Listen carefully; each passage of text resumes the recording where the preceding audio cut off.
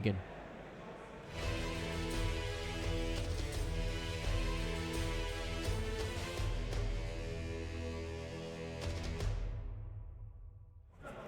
And here we are on our left, Teemu Halonen from Finland, playing Titan Shift, and Martin Muller on your right, playing Blue-Red Storm.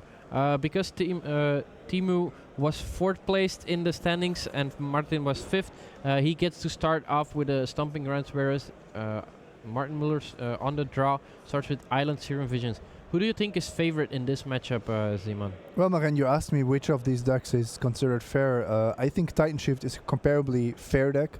It also doesn't have the blue counter magic that other Scape Shift decks used to have, whereas Blue-Red Storm is just trying to win super fast, basically turn 3, sometimes turn 4 with Gifts and Given fueled combo. And here I have to say Martin Muller should be favored just on pure speed and power level. And a turn 2 Sakura Triballer gets sacrificed right away, whereas Martin Muller, he decides to go with a turn 2 Goblin Electromancer, hoping to stay alive, but it seems no long for this world. A Lightning Bolt gets that away. And that was important for Teemu. He needs to get those creatures off the battlefield. The bad thing is, or the difficult thing is, Martin really needs only one of them to go off, and there are 8 in the deck, so are you going to kill all of them with lightning bolts? I don't think so. Yeah, unless you do draw more lightning bolts than your opponent does from the Goblin Electromancer. Or another copy. There we see it. Famous for being one of the better decks in Commander, of course. Baral gets killed by another lightning bolt. So, as you said, are you going to kill them all with the lightning bolt? Seems like apparently yes. That's the plan. Apparently yes. Now, if you can follow that up with a Primeval Titan, then suddenly Martin Muller is the one in trouble. Yeah, but it seems like Goblin Electromancer, another one from Martin Muller, of course, Zealous Persecution from one of the earlier rounds, not the card. Now, Kalni Hard Expedition, not the best of plays when you don't have any more lands to play. Well, at least there is a fetch land on the battlefield. So that's 1 land, you need 3. For Kalni Hard Expedition to actually be able to sacrifice. There we have it, landfall. Whenever a land enters the battlefield, you can put a quest counter on it. Removing 3 quest counters and sacrificing it will net you 2 basic lands to put into the battlefield tap. In the meantime, Martin Muller just attacking for 2 with his Goblin Electromancer, and plenty of Goblin Electromancers. He has a 3rd copy, now 2 on the battlefield, meaning that all of his instant and sorceries get 2 cheaper.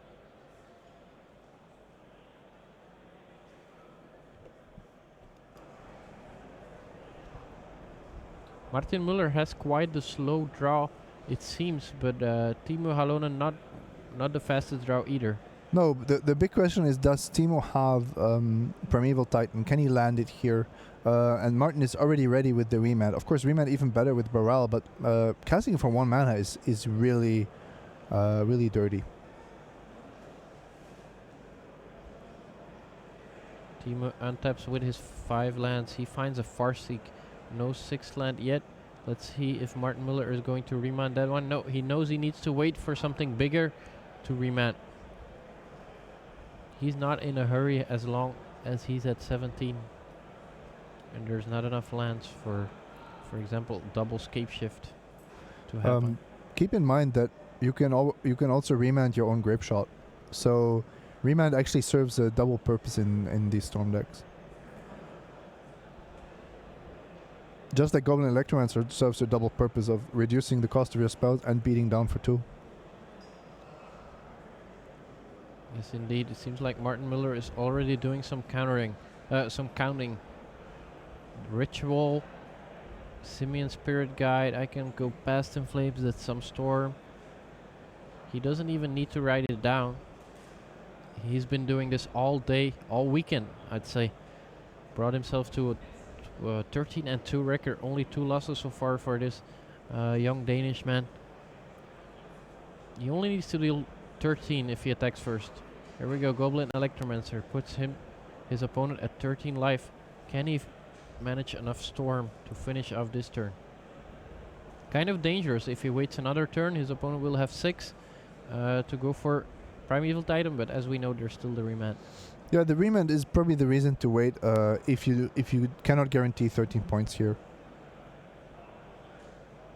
And we do indeed see a go from Martin Müller. If you draw a Gifts Ungiven with the remand, you can even cast it. And I think Teemu might have drawn the perfect land there. He drew a Valakut, which will make sure that he gets to kill these Goblin Electromancers, right? Summoner Spec gets played. Let's take a look at my library. I can search for the green creature. Just gotta make sure I pay 4 next turn. There we go, Valakut. And there we see the Primeval Titan. Remand. But there's still the Colony Heart Expedition, right? Yeah, and shouldn't Teemu have killed the Goblin Electromancers in response to the remand? And the reason for that is Gifts Ungiven? Yeah, if the draw from remand is a Gift Ungiven, then Martin would have been able to cast it, which is just quite risky. Yeah, but he did not draw a Gifts Ungiven. But Teemu now sacrificing his Colony Heart Expedition using the Valakut. We just saw 2 mountains in play, kill both of your Goblin Electromancers. All of a sudden, all Martin Müller's spells are 2 mana more expensive. However, Teemu needs to cast. He needs to pay 2 colors and 2 green next turn, which means only an untapped green source will allow him to. Or does he have 4 green? I think he has 4 green. Okay, an untapped mana source would allow him to recast the Titan. Now Slate of Hand from Martin Müller. Let's take a look if he yet again finds enough Storm. He's doing some more counting. He needs to find 13, as we know. He's got 2 Desperate Rituals at least. Manamorphose he's gonna start with. Draw Gifts Ungiven. But he's not trying to win this turn, right? He's just... Yeah.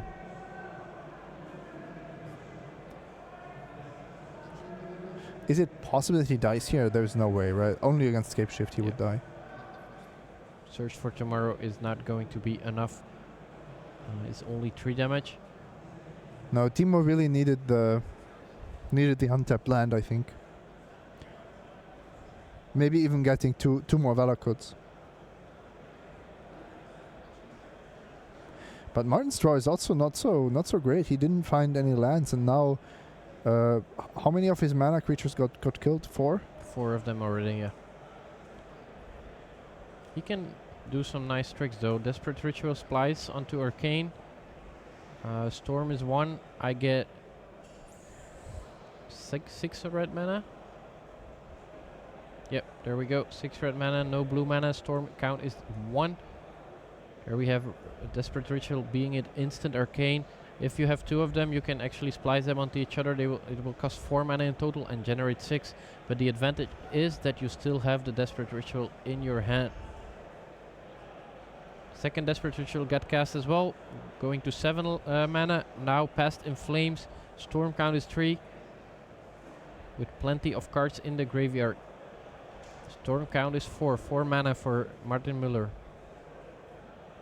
He needs to go up to Storm count 13, or maybe some remand shenanigans together with Grape Shot. Yeah, I think most likely we will see these 13 points be dealt with a Grape Shot for 6, Grape Shot for 7, something along these lines. Martin Müller finds his 4th copy of Goblin Electromancer. This means that all of the future spells will be 1 mana less. Goes up to 7 Storm with his last Desperate Ritual in the graveyard.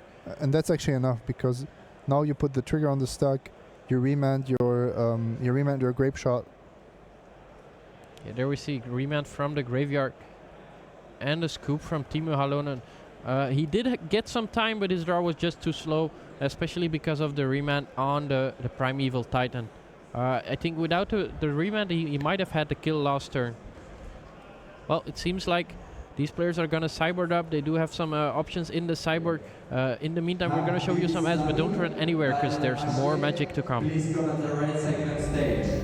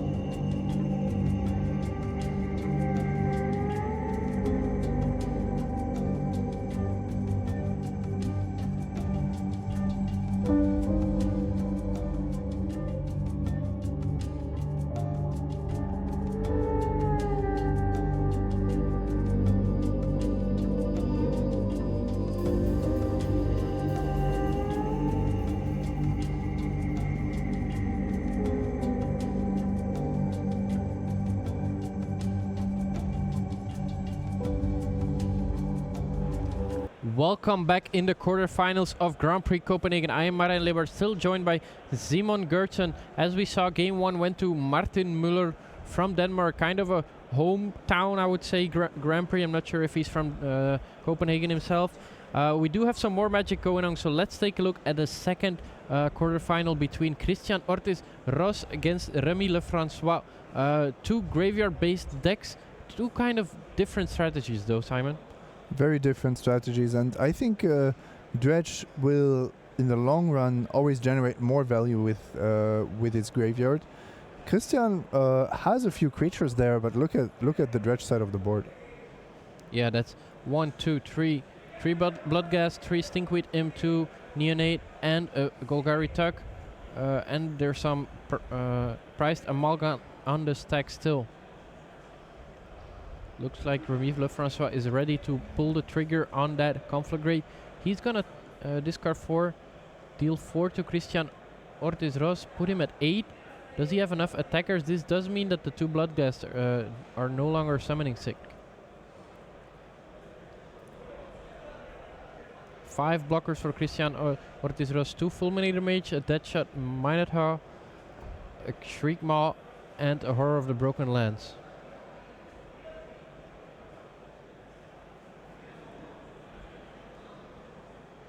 Who do you think is favorite in this particular game? I think Remi is favored, but I don't quite understand the Conflagrate for 4 to the face, because if you look at the board, I don't think it's a lethal attack.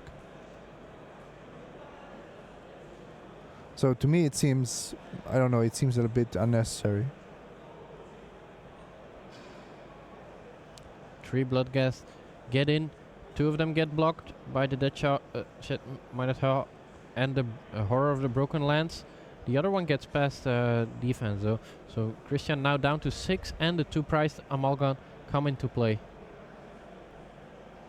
But nothing he can do about all of these creatures. So many Stinkweed, kind of hard to overcome when you only have 5 creatures.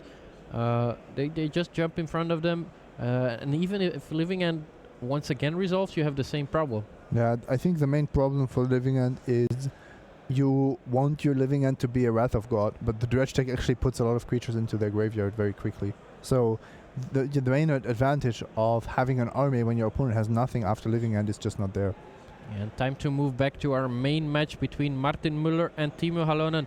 We saw Martin Muller win game 1. Is there something in the cyber for Teemu which could actually help him here? Teemu has a Chalice of the Void, 2 Relic of Progenitors, a Grafdigger's Cage, which I think are all reasonable. Also 2 Anger of the Gods. This is, in my opinion, an interesting question. Are you interested in killing those mana creatures with a mass removal spell? I think it's certainly an option. It is an option, but what do you have to take out? I mean, all of your 2 mana accelerants are kind of crucial for your strategy. You cannot take out too many. I'm guessing the 1 Chandra Torch of Defiance could come out, but that's about it. I agree. It's not easy. It's not an easy spot for Teemu to play. And Martin Muller, we already said that this matchup is in his favor. He also doesn't have a lot of sideboard cards for this matchup, so nothing that preys on Titan Shift in particular. And now slow start, another turn 1 cantrip for Martin Muller. Let's see if Teemu goes with a turn 2 play. Seems like he's ready with an Explore.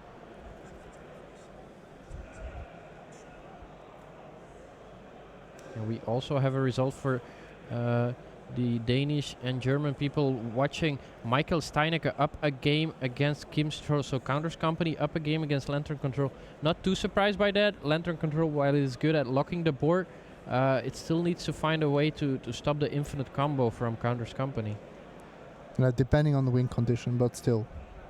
Yeah, but even if the win condition is the god, the green god, you can attack with, for example, a Birds of Paradise and just bump it infinite times. Yep, so even Ensnaring Bridge not enough.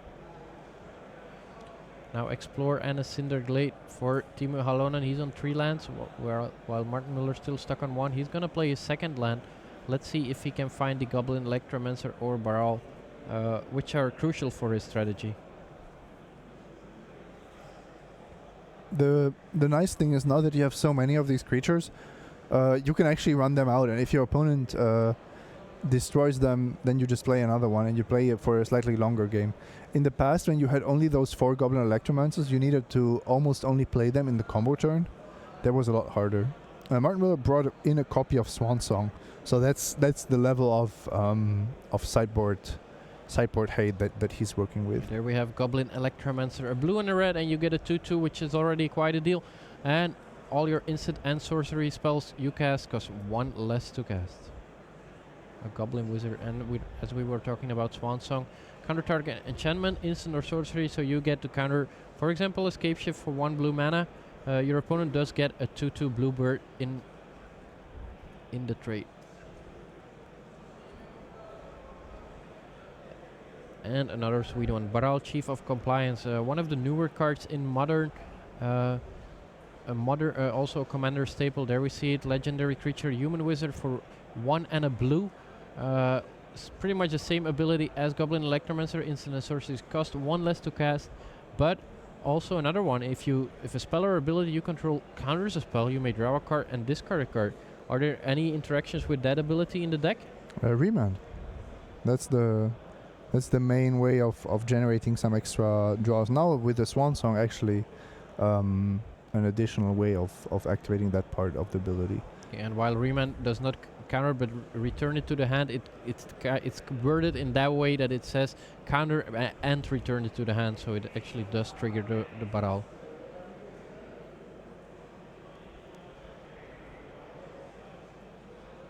Baral, in comparison with Goblin Electromancer, is a legend, so you cannot play 2 copies of it, whereas you can have 2 Goblin Electromancers in play. Kind of a disadvantage there. Yes, but to be fair, if you have one of these out and your opponent allows you to untap, you're already very, very far ahead.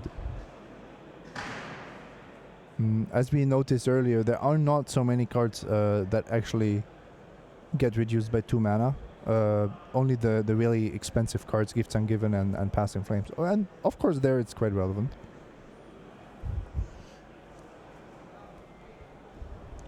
5 mana for Teemu Halonen. His basically 6 mana is the crucial number for him, of course, because that lets him play the Primeval Titan Escape Shift. For that you usually need 7 or 8 lands. Yeah, depending on the life total of your opponent. But I think Escape Shift is not the main path for Teemu. His main goal is to stick a Primeval Titan, which will win the game, and maybe shoot Baral in the process. It's just Müller's remands look absolutely amazing in this matchup.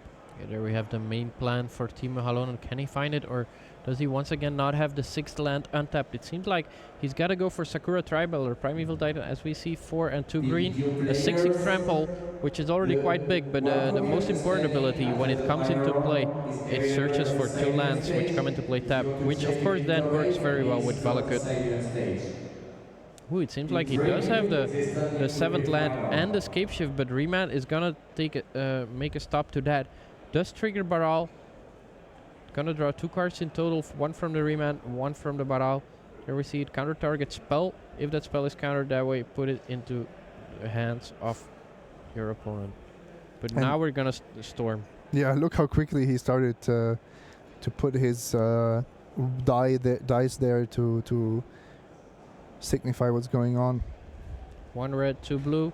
Thanks to Manamorphose costing only 1 mana, they generate a mana and draw a card, which is quite good. Now Gifts Ungiven for 3 mana, still 2 mana left, and so many cards in the graveyard already. I think the writing is on the wall here in this first quarterfinals of Grand Prix Copenhagen. Let's see if Martin Müller can find enough Storm to kill his opponent. Desperate Ritual, Manamorphose, Past in Flames, and Grapeshot are Pyretic Ritual. Yeah, but the important part is the Past in Flames, right?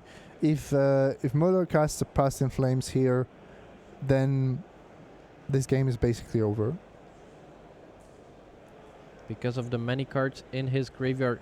Goblin Electromancer, of course, not able to flashback, but Remand, Manamorphose, Gifts Ungiven, another one, can find another Grapeshot if needed, and plenty of mana to work with because of all the rituals. At this stage, the decision what to give your opponent with the gifts ungiven was actually not relevant anymore. 1, 2, 3 mana only for Pass in Flames, and that's just too good. Another ritual where it's storm number 6, storm 7. Look at how quickly Martin is doing this. He's been doing it all weekend. Another Manamorphose gives him 1 more mana. 4 blue, 1 red. Wisely knowing that he only needs 1 red because of the cards like Desperate Ritual. Another Manamorphose. Storm is 10. Teemu Halonen, not the matchup he wanted to be facing in this quarterfinals, but I'm guessing he's not too unhappy about qualifying for the Pro Tour in what I believe is also his first Grand Prix. Grape Shot, Remand, just as we did last time around. And there we have the handshake. Martin Muller from Denmark beats 2-0 Teemu Halonen from Finland in what we seem to think was a pretty good matchup for him. But our players at the other tables, they are still playing, so we're going to show you more magic in this quarterfinals of Grand Prix Copenhagen, and maybe we will show you more of Martin Muller in the semifinals. Usually we get to see both matches in the semifinals at least a little bit.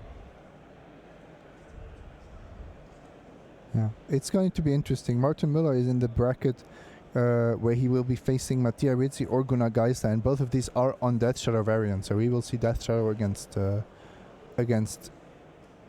Storm in the semifinals. And look at that, Christian Ortiz might have found a way past the all of the creatures in the graveyard for Remi Francois. Leyline of the Void on the battlefield, everything seems to be removed at this point, so Living End, finally the one-sided Red of God with an upside that he was looking for. Yeah, so this is actually not looking too bad. He has an evasive creature in play. He has the Leyline. He could just get rid of the Stomping Ground. I don't hate that. So please make your way to the registration desk. In 15 minutes.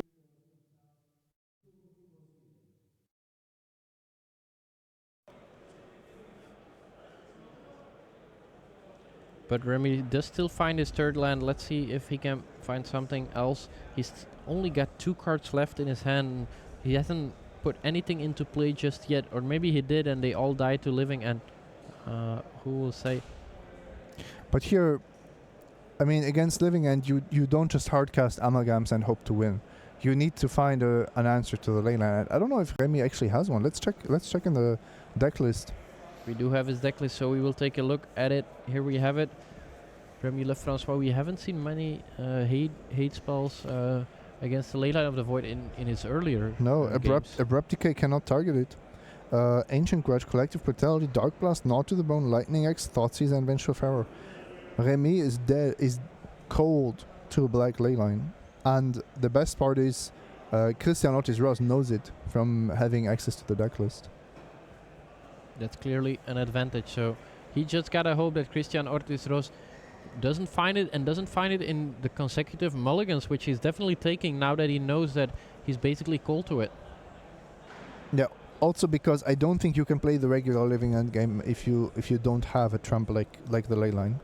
I would definitely just try to be as aggressive as possible. And now with 2 creatures on the battlefield, Christian Ortiz thinks it's time for another Living End. He does have Fulminator Mage and another 4/4 in the graveyard, I believe. Yeah, not that many creatures though. It's funny how the +1/+0 would also have been lethal, because Remi is on 4 with the swamp in play. I actually like that a little bit better than. Anyway, he would have gone through his deck, so that doesn't really matter. And there we have the Living End. Living End is black because it doesn't have a mana cost, as you see. The only way to regularly play it from your hand is to suspend it with for 3. But of course, the way it works with Violent Outburst or Demonic Dread, you cascade until you reveal a card that is costed 3 or less. 3 or less. 2 or less. But there is none in your deck except for the Living End, so you always can cascade in the Living End. And what it does at that point, it sets all the creatures in play aside. These go to the graveyard, and the ones in the graveyard come into play. And because of Leyline of the Void, your opponent does not have any in the graveyard. 1-1 in this matchup. Who will be the king of the undead? Will it be Dredge or will it be Living End? How many Leyline of the Void? 4 copies in Christian Ortiz Rose sideboard. Yep. That will be the crucial part. If I'm Christian Ortiz here, I mulligan to the black Leyline. Basically, yeah. Till you find it? Yeah, as much as it takes. I wouldn't mulligan to 0, but you can definitely mulligan to 1 if you like. The chances once you get down to 5 or 4 cards get a little bit smaller, of course, because you have less cards. But it's a risk you need to take. But you're not winning a regular game with 5 or 4 cards, so then you can just as well go to 1, and then you can say, okay, I tried, I didn't find it, I lost. Or if you find it, because you're Living End, you can also cycle all these creatures into your graveyard, and a single Living End will win you the game. We just saw it. Remi Francois' deck will lose to the Leyline. Do you keep the perfect non Leyline of the Void hand with, for example, 2 Simian Spirit Guides, a couple of Street Raids, Horror of the Broken Lands, and a Cascade spell? Because it would be threatening a what, turn 3 kill? Turn 2, animate like 4 big guys. I mean, turn 2 is just not going to happen, right? With a couple of Street Raids and okay. Simian Spirit Guide. I turn 2. What would it be? Turn 2 on the draw. Yeah, you can keep that. I still think you're probably better off mulliganing for the Leyline. Yeah, we wouldn't need Frank Karsten to do a little bit of mathematics here for us. Monte Carlo simulation. Aren't you a mathematician as well? You can do the calculations too. I can write the code to simulate. Yes. Oh, we'll let you do that after the quarterfinals and tell us after that. I'll take a break for 1 hour and then. We don't have the time for that right here. These 2 players do have some time, as you can see. Since they're in the quarterfinals, they do have unlimited time. Of course, they still have to play at a reasonable pace. Not unlimited. It's 99 minutes and 99 seconds. Then why is the clock not ticking down? I think it's unlimited. And they should be able to finish in more than 1 hour and a half. Remi Francois against Christian Ortiz Rose. 2 Army of the Undead. 1 based on Living End, the other based on Dredging. Yeah, and in their part of the bracket, they have Lantern against Counter's Company, and I believe the Company deck was 1-0 ahead of Lantern, but this match has not been decided yet. So, well, both of these should be interesting matchups. One of the graveyard decks will play against Lantern or the new Connected Company deck. It seems like both players are ready for game number 3 in the quarterfinals here at Grand Prix Copenhagen. It's gonna be a tough game 3 for Remi Francois if his opponent once again finds that Leyline of the Void. It's pretty much the most important. Well, turn 0 is pretty much when this quarterfinal is gonna get decided, I feel. Yeah, I wouldn't say Living End is 0% in a regular game, but ultimately the Living End game plan just matches up so poorly against the Dredge game plan. 7 cards for Christian. Do we see a Leyline? Is that game? How? It's certainly a keep. I mean, I was proposing to mulligan down to 1 to find it, so I will take it. He will take it, and we see a mulligan for Remi Francois. He's in bad shape here. He came with a risk. He knew he was dead to Leyline of the Void. Not a single cyber card over there that can actually handle it. A bit surprised. That's interesting, right? Why don't you put 2/3 Nature's Claim in your deck, in your sideboard? Yeah, maybe he wasn't expecting too many Leyline of the Void. He's not running any of himself. Yeah, maybe that's the reason. You are expecting to fly under the radar, right? When you picked Dredge for this tournament, you were thinking, yeah, I'm going to be one of 10, 20 people playing this deck, but I think it's closer to 100 people playing this deck here. Yeah, I think he was more expecting, for example, Burn, as he's packing 3 Collective Brutality and a Gnat to the Bone. But while these players are mulliganing, let's take a look at the other quarterfinals that's still going. Stroh on Lantern Control against Counter's Company, and how many permanents on the battlefield can you have? There's pitting needle. 2 pitting needle might be the most important ones, and together with a ensnaring bridge, meaning that Michael Steinecke cannot attack here. He can't attack, and also his combo potential is shut off. I can't read what's written on the needles, but it has to be. Oh, and I think Mattia is almost close to being decked here. If this is the graveyard, yeah. Yeah, and there we see it, a scoop from Michael Steinecke. He loses game 2. At least he was up a game, so they're also moving to game number 3 in this quarterfinals of Grand Prix Copenhagen. Who do you think is favorite in this matchup? I think this could be the weekend for Lantern Control. If you're asking me, it has all the tools to beat the Counters Company deck. I could see it beat a Graveyard deck. I could certainly see it beat a Death Shadow deck, for example. Kim Stroh might win this GP. Players, as we know, get to see each other's deck list between sideboarding, so they know they have perfect information.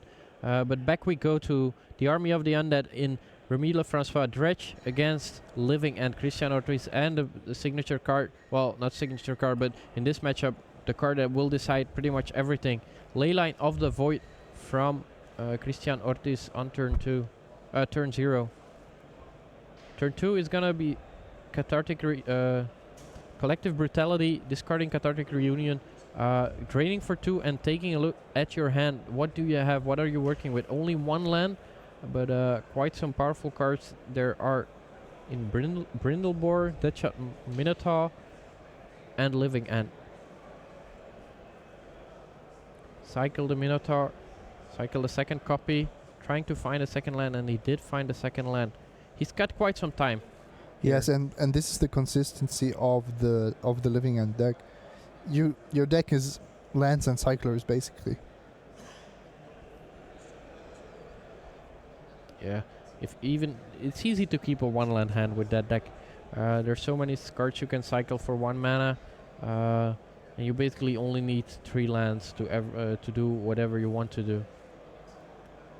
And because so many of your cards cycle, you usually find that extra land after a couple of extra draws. I think Christian can lose if he draws, for example, all of his Living Ends. That would be a way to lose this game. But then he can still just find 5-6 mana and hardcast his threats. Yes. Verdant Catacomb searches out a Overgrown Tomb, 2 mana for Remi Francois, 2 mana for Christian Ortiz Ros. I'm quite sure that the life totals are not correct because one reason being that the Collective Brutality was escalated once.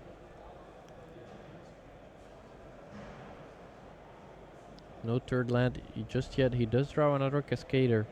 Is he going for it? He's already going for it, putting 2 Minotaurs in play, cascading till he finds a Living End. Might have to do some searching because he's also holding 1.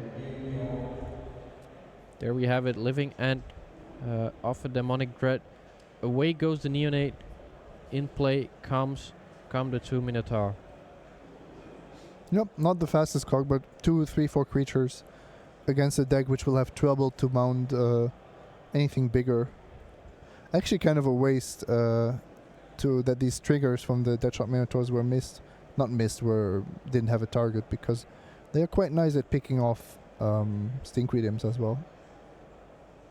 And now that he's put into play 2 creatures, he's ready for the attack. Christian Ortiz Ros goes in for 6, putting Remi Francois at 13 each now, but 1 player with the better board and the better game plan. Yeah, this was probably 2 of the most one-sided post-board games we've seen, with the ley line basically deciding the matchup, plus Remi not having a single answer in his 75. He's gonna put up at least a little fight though.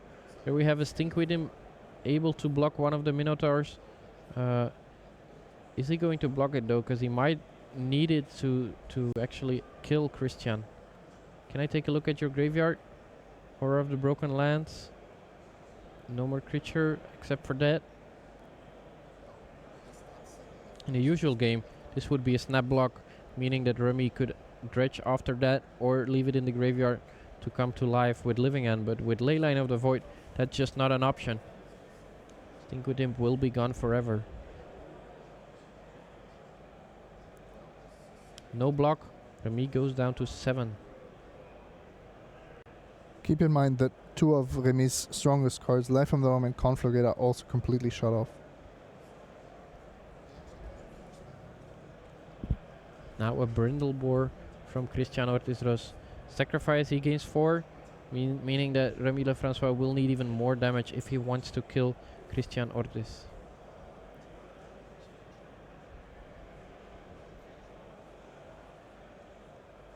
Yeah, not the card I expected to see in this particular matchup, but maybe Christian decided that the Fulminator Mages were actually not good enough. If you don't have the Leyline, Remi will just have all the lands he wants thanks to Life from the Loam.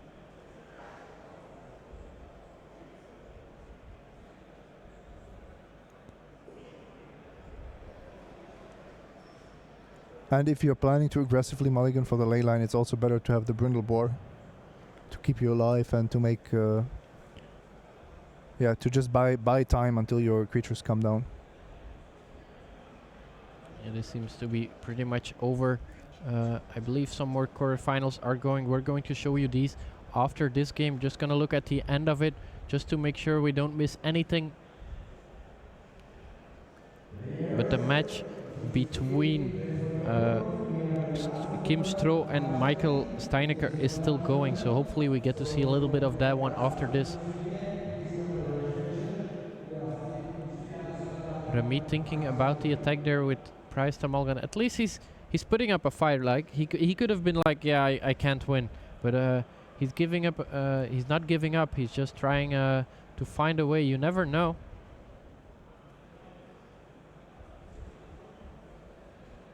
Demonic Dread could actually be lethal here. Yeah, Demonic Dread and also Volcanic Outburst.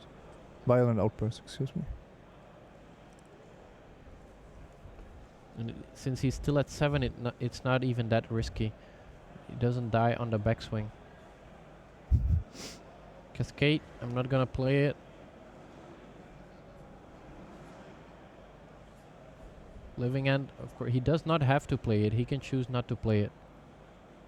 He's gonna show the Living End, but he's not gonna play it. Remi Francois is reading the Demonic Dread. It says target creature cannot block this turn. This means that Christian got lethal, and there we have the handshake. 2-1, Christian Ortiz. What a complete turnaround. He knew he was not in good shape when facing Dredge, so he needed a good plan, and a good plan he had in the form of 4 Leyline of the Void. If only Remi Francois would have had a plan to beat that card. Seems like he had not a single one, but he did still pretty well, right? XN2 in his first Grand Prix with Dredge, qualifying for the Pro Tour. I'm sure he's gonna enjoy beautiful Japan in a couple of months. But let's take a look if we can move over to our next match, as these players are still going. I see it's gonna take some time to set us up, but after that we should be moving back to Michael Steinecke against Kim Stroh in what is the last feature match going in the quarterfinals of Grand Prix Copenhagen. From our 3 cameras, we showed you first Martin Müller beating Teemu Halonen, Storm against Titan Shift. Now we saw Living End beat Dredge with those sideboard cards. So Christian Ortiz is advancing against Remi Francois. And the final camera table is Kim Stroh with Lantern Control against Michael Steinecke with Collected Company plus Vizier combo. Oh, it seems like we have moved 2 more players to our feature match area, to the on-camera matches. Mattia Rizzi is playing against Gunnar Geissler in what seems to be a Dead Shadow mirror, but 2 actually completely different versions. One, Grixis Dead Shadow, kind of regular, which we seem to get known. Gunnar Geissler with something like a brew to me, with Dead Shadow Zoo with 4 Renegade Rallier. Yep, it's It's an interesting take on the archetype. It's not primarily a Death Shadow deck like the other decks, but he's just putting this powerful card into a zoo shell. Thoughtseize hits the Thoughtseize 1-1 with Gunnar Geissler was on the play. So Mattia Rizzi on the draw with a turn 1 Thoughtseize. Let's take a look if these players can find some threats to put on the board. Who do you think is actually favored in this matchup, looking at the two pretty much completely different builds? So I have not seen or played with the Death Shadow Zoo deck of Gunnar Geissler. So what I see here is still two Death Shadow decks, where in the end it's going to be the most important question: who can keep Death Shadow on the battlefield? And that means you have to basically evaluate removal, discard, and Death Shadows. So I think Mattia Rizzi's deck has the harder removal because it's just playing more black cards.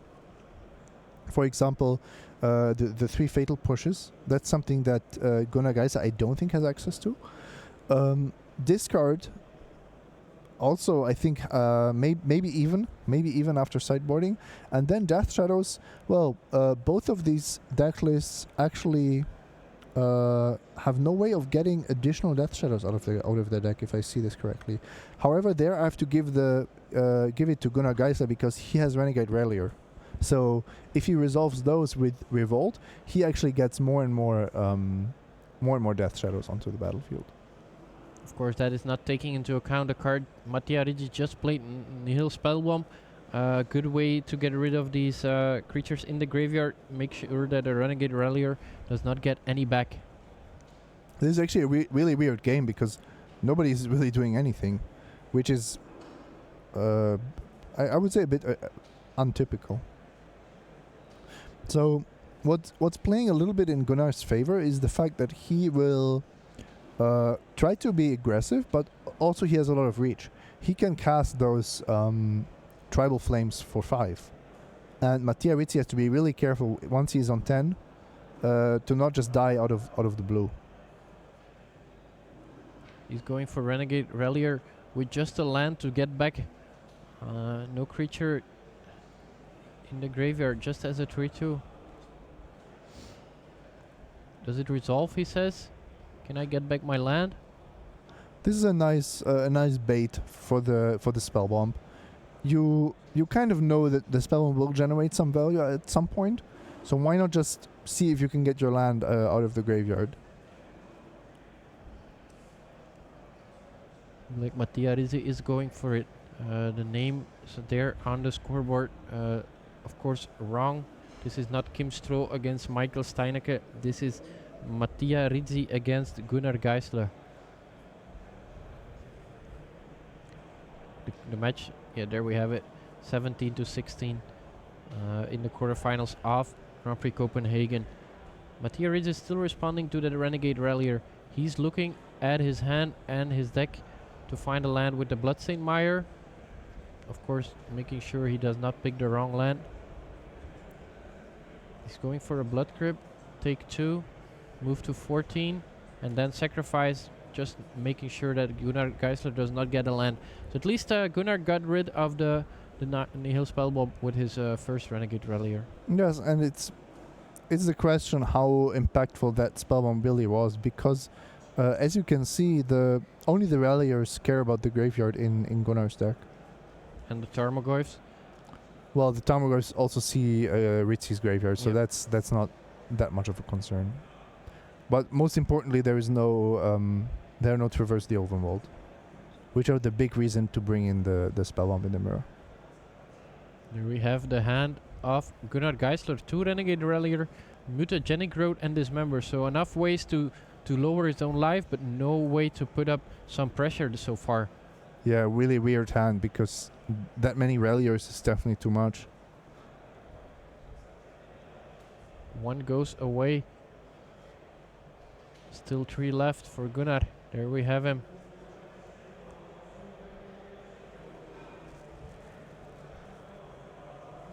Mattia Rizzi considering his options. He's at 14, so playing that shadow not an option yet. Becomes an option when he takes 2 from the Lando, but he's going for collective brutality first. -2 to your rallier and get rid of the dismember. Meaning that Gunnar Geissler is left with pretty much nothing. Yeah. Would you have saved your rallier there with mutagenic growth? Just to keep it 3-2. 3-2 instead of a pump spell that has very little impact, if you ask me. Might have been a good option. There we have collective brutality, the card that was just played with escalate 1. If you discard 1 card, you can choose 2 options. He chose the first one and the second one. Target creature gets -2/-2, which was the rallier, and then target opponent reveals his or her hand. You can choose an instant or sorcery. As long as I remember, dismember is an instant, so that one goes to the graveyard. Now Tatsi is a good pickup there for Gunnar, actually finding a way to deal with the Death Shadow. Yeah, but now you also see this this Snapcaster Mage. Actually, another value card that Gunnar himself does not have access to. Yeah, looking at this board, I think I would have liked Gunnar to have a 3-2 in play. It's not great, but at least it gives you a shot at maybe winning by drawing some burn spells, and just putting pressure on your opponent has to be good. Now you're even risking to be thought seized again, and just losing your rallier that way. Mattia Rizzi considering his options there. He can go for the Snapcaster Mage, going for another discard spell, or hold on to the Snapcaster Mage, maybe for removal in the later turns. The other card, Stubborn Denial, not very effective right now without any creature on the battlefield. But it seems like Mattia Rizzi might have a question for the judge. So looking at this particular state, we know both players' hands. Which one do you like more? I like Ritzi's position more. He has, I think he is the slightly more controlling deck in this matchup, based on the composition of these two players' decks, and this means an empty board on turn 4 or 5 of the game is just a good position to be in. Also, the fact that he has the Snapcaster in hand, he knows exactly what Gunnar Geissler is working with. And like I said, I don't think it would be wrong to just use the Snapcaster here for a little bit of value. However, it is correct that having access to it later is also valuable. I just don't see the removal. That he's going to flashback. I think this is a really clean way of playing. You don't want this rallier in Gunnar's hand anyway. You have to expect that Gunnar draws, for example, creature, let's say a Tarmogoyf, and then you're still forced to get rid of the rallier because it's going to threaten to take back the creature, to get back the creature. Gunnar did draw a Death Shadow there. Yeah, another disadvantage of not having cast that mutagenic growth earlier. The disadvantages are stacking up here. Or Simon is just finding a way to say he was right. Snapcaster Mage now facing off a 1/1 Death Shadow. Mattia Rizzi finds kind of a useless card in the form of Thoughtseize, with the hand of Gunnar empty at the moment. Stubborn Denial not too good either. We could have actually a game with these draws lining up. Yep, and now if Gunnar draws ways to deal damage to himself, then Mattia needs to draw something, otherwise he's going to be losing quite quickly. Talking about ways to deal yourself damage, Street Raid is just pretty much the perfect draw there, making your Death Shadow a 3/3. Just big enough to put pressure on your opponent. Now, there is something in these matchups, in the Death Shadow mirror, you always have to consider if it's safe to actually go on offense. Because what happens if Mattia draws a Death Shadow? Okay, this is a clear answer if you ask me. Gunnar is going for the throat here. He could also target himself, get a bigger Death Shadow. It's a legal play, yes. It's not out of the question. I think the fact that there is the Snapcaster Mage to chump block makes it less attractive. He's going for Mattia Rizzi. Mattia Rizzi down to 7. Now still facing the 3-3. Is he going down to 4? Checking his graveyard. There we have it. Tribal Flames. Tribal Flames deals X damage to target creature or player. So could target the Snapcaster Mage or both players. Where X as the number of basic land types among lands you control. And as we can see, blue from Steam Vents, red from Steam Vents, white from Sacred Foundry, and green and black from Overgrown Tomb. That's 5. That's 5 damage to the face. Mattia Rizzi down to 4. Can he find an answer to that Dead Shadow? No, he just drew it. But not blocking with the Snapcaster Mage also an ambitious play, because a second copy of Tribal Flames will just lose him the match here. Not a second copy just yet. We're gonna have some more turns. Gunnar Geissler slowly going down. He's at 6 life. Mattia Rizzi at 4. Holding 2 Thoughtseize and a Stubborn Denial. Has to say go. And what this could come down to is whether Gunnar Geissler finds a Tribal Flames first, or Mattia Rizzi finds a 4 power creature so that his Stubborn Denial is live. Gunnar Geissler draws. Gives it a little bit of thought. Renegade Rallier just as a 3-2. This has been the worst Renegade Ralliers I've ever seen. I don't think a single one of them triggered. The first one was attempting to trigger, but Nihil Spellbomb put an halt to that. Okay, half a trigger, let's call it. Half a trigger out of 4. Mattia Rizzi, he drew what I believe Lightning Bolt. Do you kill off the Renegade Rallier so you can keep attacking with the Snapcaster Mage? I think yes.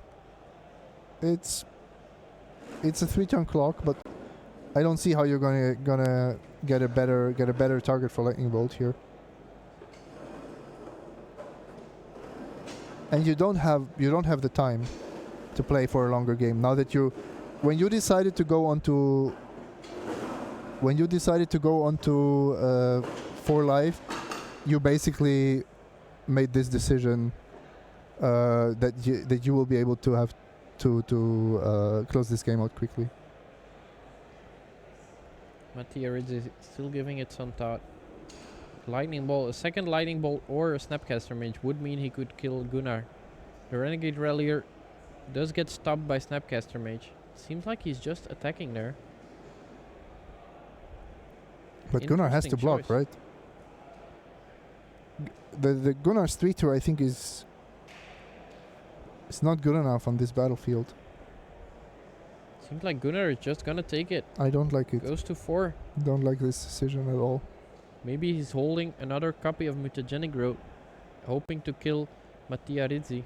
But now he has to know that Mattia was contemplating what could be a Lightning Bolt. So you cannot expose yourself to just dying to a Lightning Bolt like that.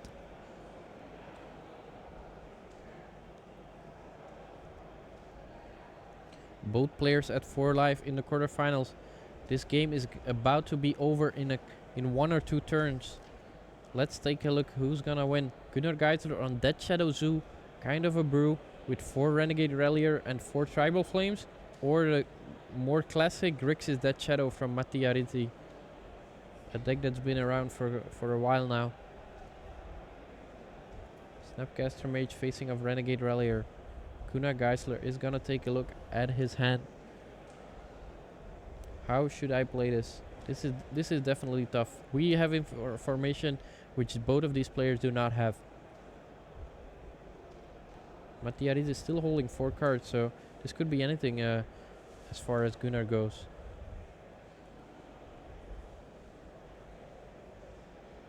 He's thinking about attacking there. In comes the Renegade Rallier. You go down to 1. If you don't block, that's the reason, right? The reason is Gunnar wanted to attack. Call against command now. Snapcaster Mage puts Gunnar at 2. Lightning Ball you. Do you have an answer? No, he does not. Oh, wow. Such a strange ending to this very interesting match. Gunnar Geissler could have blocked her on the Snapcaster Mage, but instead he went for the aggressive play, putting Mattia Rizzi down to 1. But Mattia Rizzi was happy with that lightning bolt to the face, Gunnar Geissler goes to -1 and loses the quarterfinals of Grand Prix Copenhagen. One is not 0. One is not 0. And luckily, we always have Lantern Control still playing.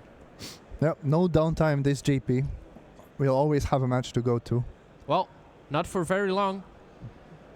There we have it. We had a lot of permanents in play from both of these players, but it was Kim Stroh beating Michael Steinecke in the last quarterfinals of Grand Prix Copenhagen. That means the quarterfinals just came to an end. We have 4 winners and 4 losers. The 4 winners, Mattia, Rizzi, Martin Muller, Christian Ortiz and Kim Stroh. The 4